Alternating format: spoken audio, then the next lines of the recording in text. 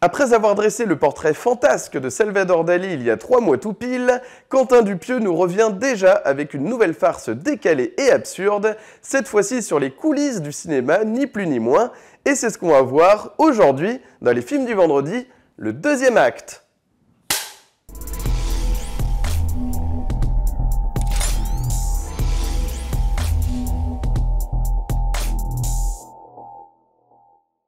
Salut à tous et bienvenue dans les films du vendredi. Aujourd'hui, j'ai le plaisir de revenir sur le deuxième acte, la nouvelle farce décalée de Quentin Dupieux, 3 mois seulement après Dali. Donc, c'est fou de voir que Dupieux est aussi productif. Voilà, chaque année, il nous pond 2 ou 3 films, c'est incroyable et c'est toujours quand même intéressant. Donc voilà, alors on peut avoir une petite appréhension. Moi, c'est vrai que j'ai commencé à me dire que, waouh, encore un nouveau Dupieux, 3 mois après seulement Dali, bon, qui était intéressant, mais je me dis, waouh, il enchaîne, il enchaîne, il enchaîne. J'avais un peu peur, effectivement, même si la bande-annonce était très réussie, j'avais toujours un peu peur, voilà, qu'il retombe un petit peu. Eh bien, écoutez, que nenni, hein, les amis, voilà, hein, je commence dès le départ, hein, je vais vous présenter le pitch, mais dès le départ, voilà, je tiens à préciser que j'ai aimé ce film, hein, voilà. Ça fait vraiment plaisir de voir un cinéma intelligent, dont on peut rire et en même temps qui est révélateur aussi, qui transpire un peu notre époque. Vous allez le voir, hein, Dupieux s'amuse aussi à raconter un petit peu la face trouble du cinéma, on pourrait dire, hein, les coulisses, il nous dévoile, hein, du cinéma avec des réflexions vraiment sur l'intérêt même de jouer, l'intérêt même de produire des films, avec l'arrivée de l'intelligence artificielle notamment, les rapports hommes-femmes compliqués, etc. Il se lâche un peu et ça fait plaisir. Et ce qui est complètement fou, c'est que ce film fait l'ouverture du Festival de Cannes. Et je trouve ça, mais après avoir vu le film bien entendu, mais d'une pertinence d'avoir mis ça en ouverture de Cannes 2024, mais c'est vraiment du génie, parce que voilà, c'était vraiment le film qui allait permettre de vraiment prendre du recul un petit peu sur le cinéma français, avec ce côté très élitiste, très canois, etc. Et d'un seul coup, Dupieux qui nous dit, mais peut-être que tout ça, ça sert à rien, peut-être qu'on fait des films qui sont pas vus, peut-être que, voilà, on est un peu dans notre petit monde du cinéma, on sait même pas si les gens vont nous voir, est-ce qu'ils ont encore envie de nous voir, est-ce qu'on est toujours des stars, est-ce que véritablement les gens nous portent de l'intérêt, enfin, il y a toutes ces questions-là qui vont ressurgir, et d'un seul coup, vous êtes là en tant que spectateur, mais waouh. Ah ouais, mais c'est tout ce qu'il y a de sous-jacent dans l'esprit des personnes qui participent aussi au Festival de Cannes, qui vont voir les films, tout ça, ou même qui vont tout simplement voir du cinéma français, qui peuvent se poser aussi ces questions quand on voit l'évolution de la société, en fait, la place du cinéma français au sein de la société.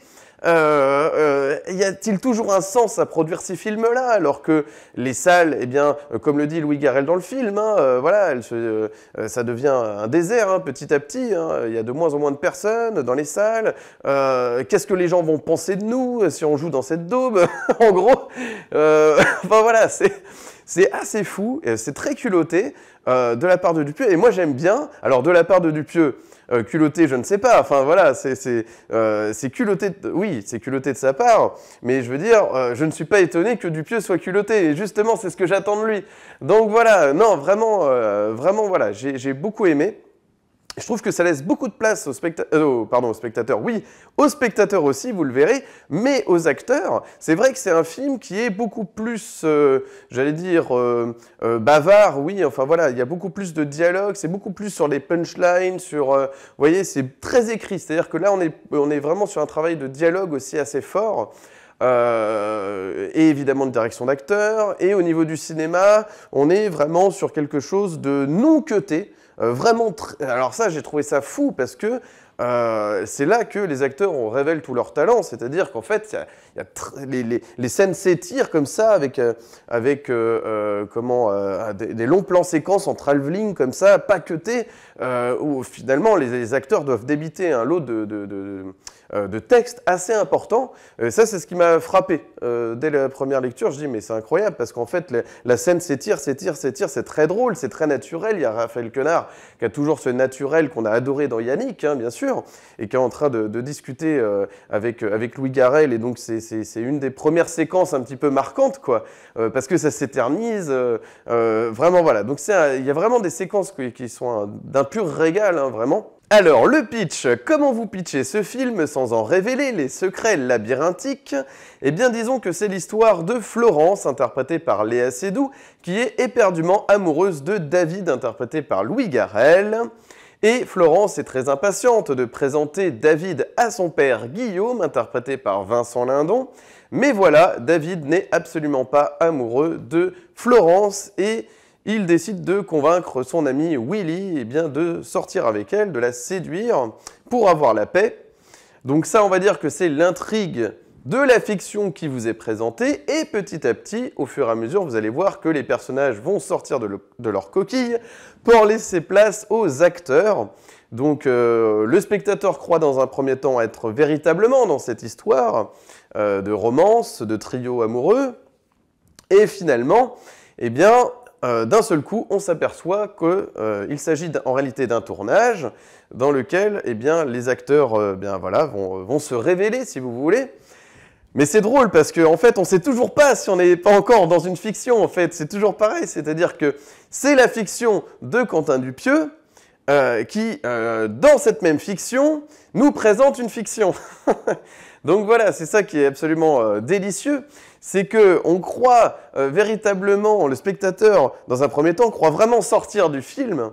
Et donc c'est là que ça donne lieu à des répliques complètement dingues, des punchlines sur le cinéma, sur Léa Seydoux qui se pose des questions existentielles sur son jeu, Vincent Lindon pareil, qui se dit avoir une immense carrière et donc qui va commencer un petit peu à charrier Raphaël Quenard qui vient d'arriver et qui a l'impression d'être une grande star et qui va faire carrière, alors que voilà, et donc on a ce jeu comme ça mais complètement fou et qui est dans l'air du temps parce que c'est vrai que ça pose aussi la question eh bien, de la starification, quand on est une star française en fait, en tant qu'acteur en 2024, qu'est-ce que ça signifie voilà, l'évolution du cinéma, le fait que petit à petit on va comprendre que l'intelligence artificielle, sans trop en dévoiler, a un rapport avec la fiction qui est en train de se dérouler.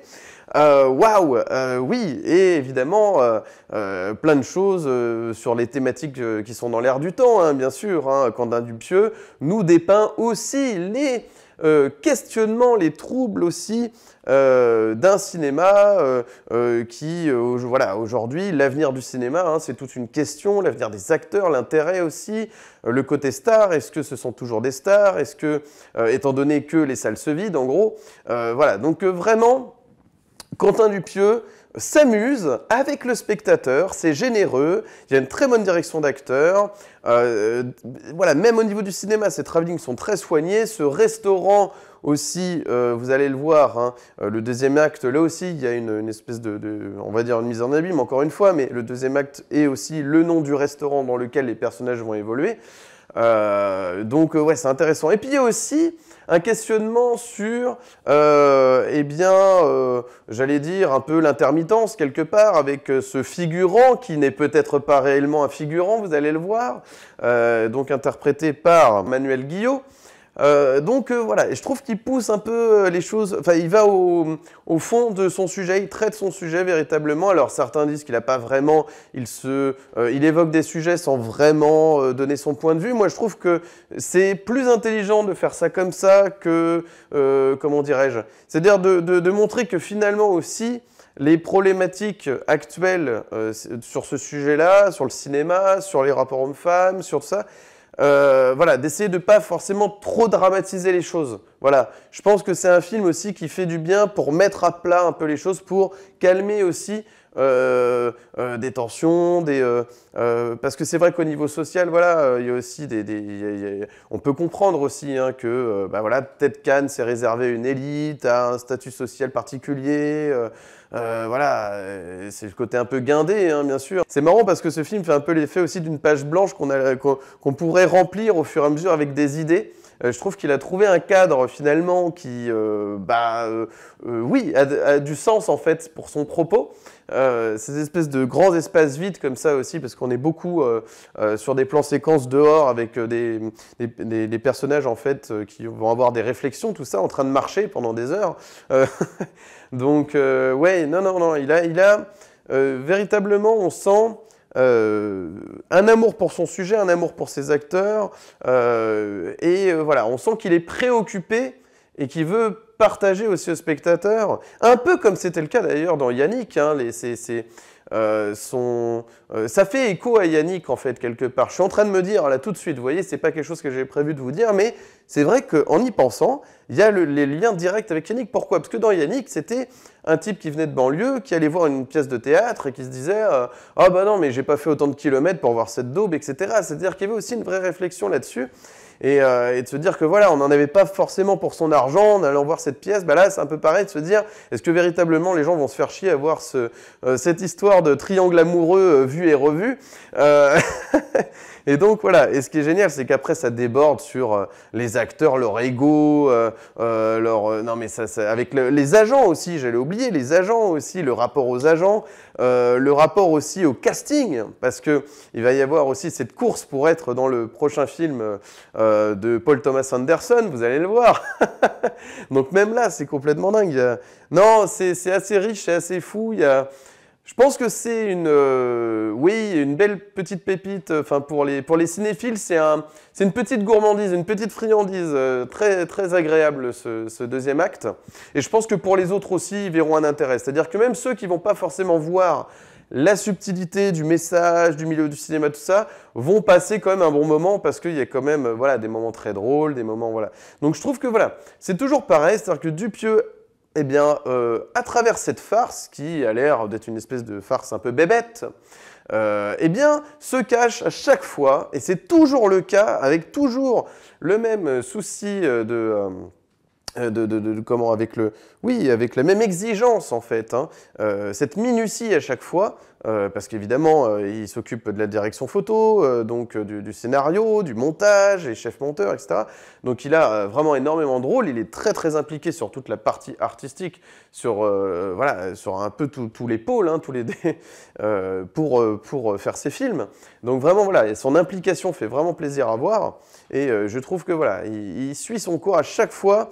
C'est toujours un peu, vous savez, irrévérencieux, un peu sarcastique, il y a du cynisme, tout ça, mais bien vu. Et pas véritablement foncièrement méchant ou mauvais. Au contraire, je pense que c'est une espèce de défouloir pour lâcher des choses que peut-être tout le monde pense tout bas ou voilà, n'ose pas dire en société, d'avoir quelques réserves peut-être sur un certain cinéma français un petit peu mondain, un petit peu, vous voyez, c'est des petites choses. Et il s'en cache pas, lui il y va, lui il va au front, il s'en fiche, il balance ça en pleine ouverture de Cannes.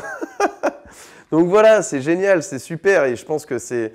Non, ça fait plaisir, vous voyez, pour le coup, c'est le bon côté du cinéma français, ça. Quand on a de l'autodérision, je trouve il peut y avoir quelque chose de beau qui ressort de ça, et je trouve que nous, c'est vrai que dans notre culture, il y a quelque chose comme ça. Dès qu'on est, je trouve, dans l'autodérision, quand on ne prend pas trop les choses au sérieux, on est capable voilà, de belles choses. Et voilà, je trouve que voilà, ça fait du bien, ça calme un peu le jeu sur les tensions entre cinéma populaire versus cinéma mondain, élitiste, cannois.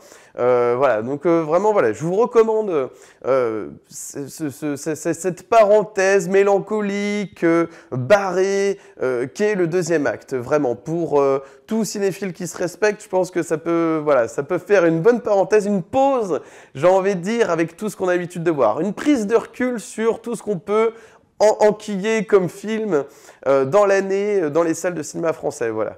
Donc je vous recommande vraiment, oui. Parce que c'est encore réussi.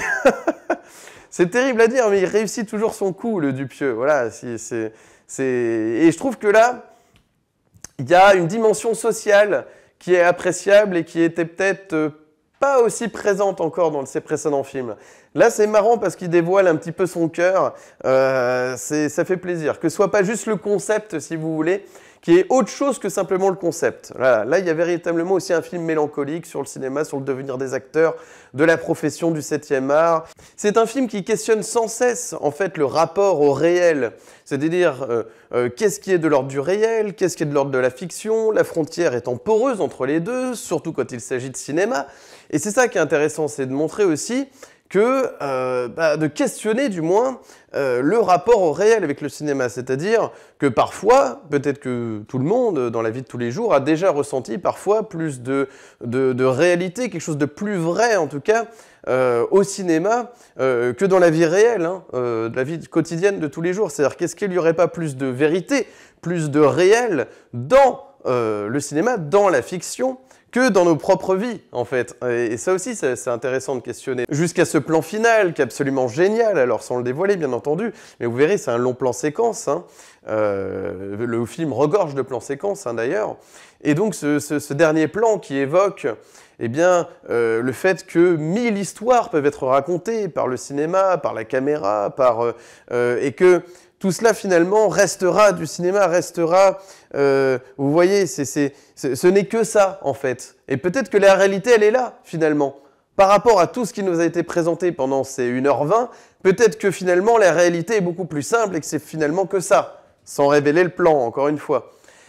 Donc voilà, ça nous rappelle que oui, mais la mise en scène, c'est à la fois au cinéma, c'est peut-être même dans nos propres vies, et que qu'est-ce qu'il y a quand on regarde véritablement, si on est très premier degré, voilà, il y a une caméra, il y a des techniciens, il y a un preneur de son, il y a un rail de travelling, vous voyez? Oui, ce n'est que ça en fait. Donc voilà, c'est absolument délicieux à découvrir.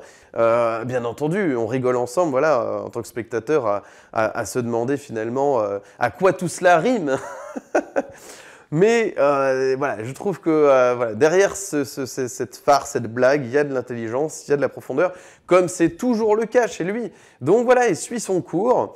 C'est peut-être beaucoup plus organique, beaucoup plus social qu'avant, ça rentre dans quelque... Mais ce que j'aime bien, c'est que Dupieux, avec sa patte, qui était très brute, hein, à l'époque de Rubber, bien entendu, hein, si on remonte à Rubber, évidemment, et petit à petit, mais en gardant quand même l'essence de ce qu'est Dupieux, de le mettre dans des choses un peu plus dialoguées, dans des... voilà, avec...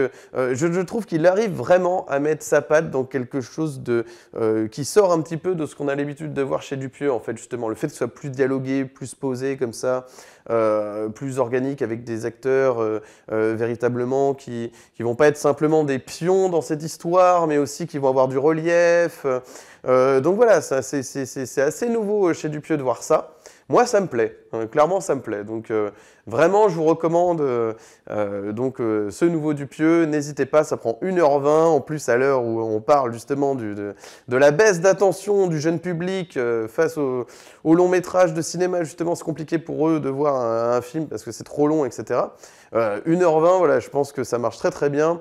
En plus, on est assez captivé parce que c'est tellement de la punchline sur punchline que du coup, après, on est captivé.